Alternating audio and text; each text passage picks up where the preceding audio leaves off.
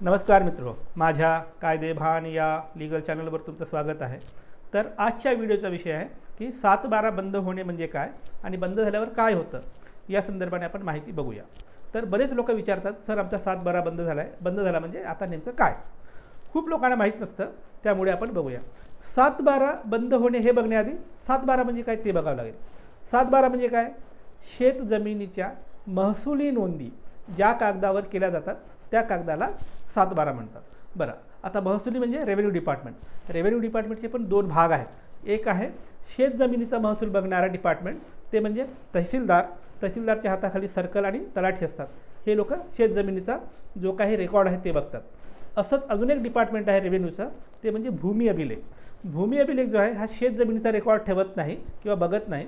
भूमी अभिलेख हा सहसा त्याच्याकडे नागरी वस्ती म्हणजे गावठाण, शहर आणि मनपा याच्या आतमधील ज्या जमिनी आहेत त्याचा रेकॉर्ड भूमी अभिलेख ठेवतो। तर असं दोन वेगवेगळे हे डिपार्टमेंट आहेत एकाच खात्याचे, रेव्हेन्यू खात्याचे। आता 7/12 म्हणजे काय? स्पष्टपणे 7/12 म्हणजे हा शेत जमिनीचा रेकॉर्ड ठेवणारा कागद आहे। याच्यामध्ये दोन प्रकारे नंबर असतात 7/12। एक तर गट नंबर असतो किंवा सर्वे नंबर असतो। पण सेम नागरी वस्तीच्या ज्या काही जमिनी आहेत त्यांचा रेकॉर्ड ठेवणारा जो भूमी अभिलेख आहे त्यांचा जो कागद आहे त्या कागदाचं नाव मात्र वेगळं आहे। त्याचं नाव आहे मिळकत पत्रिका किंवा प्रॉपर्टी कार्ड, आणि त्याच्यावर जो नंबर येतो जमिनीचा तो सिटी सर्वे नंबर असं म्हणतात। थोडक्यात जमिनीचा रेकॉर्ड दोन्ही डिपार्टमेंट ठेवतात, पण शेत जमिनीचा रेकॉर्ड ठेवणारा डिपार्टमेंट जो आहे त्यांच्या कागदाचं नाव आहे 7/12, आणि नागरी वस्तीच्या जमिनीचा रेकॉर्ड ठेवणारा जो डिपार्टमेंट आहे त्याचं नाव भूमी अभिलेख डिपार्टमेंट आहे, आणि त्या कागदाचं नाव आहे प्रॉपर्टी कार्ड किंवा मिळकत पत्रिका।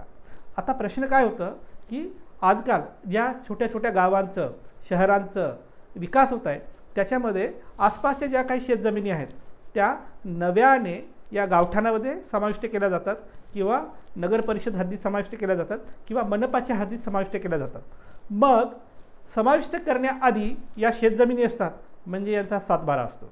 मग जेव्हा समाविष्ट केलं जातं तेव्हा यांची अथॉरिटी बदलते। जुनी अथॉरिटी म्हणजे तहसीलदार, सर्कल आणि तलाठ्याकडून नवीन अथॉरिटीकडे ही जाते, आणि नवीन अथॉरिटी म्हणजे भूमी अभिलेख।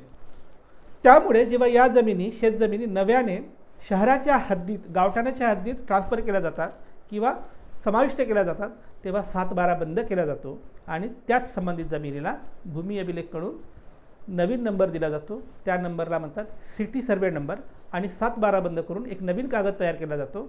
त्या कागदाला म्हणतात मिळकत पत्रिका किंवा प्रॉपर्टी कार्ड। थोडक्यात 7/12 बंद होणे म्हणजे काय? एका डिपार्टमेंटकडून दुसऱ्या डिपार्टमेंटकडे जमिनीचं हस्तांतरण होणे किंवा जमिनीचं ॲडमिनिस्ट्रेशन जाणे, आणि 7/12चा सर्वे नंबर किंवा गट नंबर बदलून त्याला सिटी सर्वे नंबर पडणे, ही प्रक्रिया होणे म्हणजे 7/12 बंद होणे।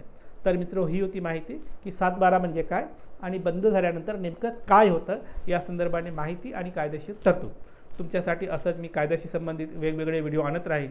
कायद्याचं ज्ञान वाढवण्यासाठी माझं लीगल चॅनल कायदेभान पाहत राहा, आणि हो, ज्यांना कायदेशीर सल्ला हवा आहे ते मला संपर्क करू शकतात। माझा नंबर तुमच्या स्क्रीनवर दिसतोय, पण थेट फोन करायचा नाही, अजिबात फोन करायचा नाही।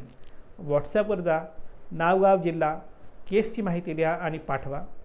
तुमच्या केसमध्ये मेरिट असेल तर आम्ही तुम्हाला संपर्क करू आणि सल्ला देऊ। बाय।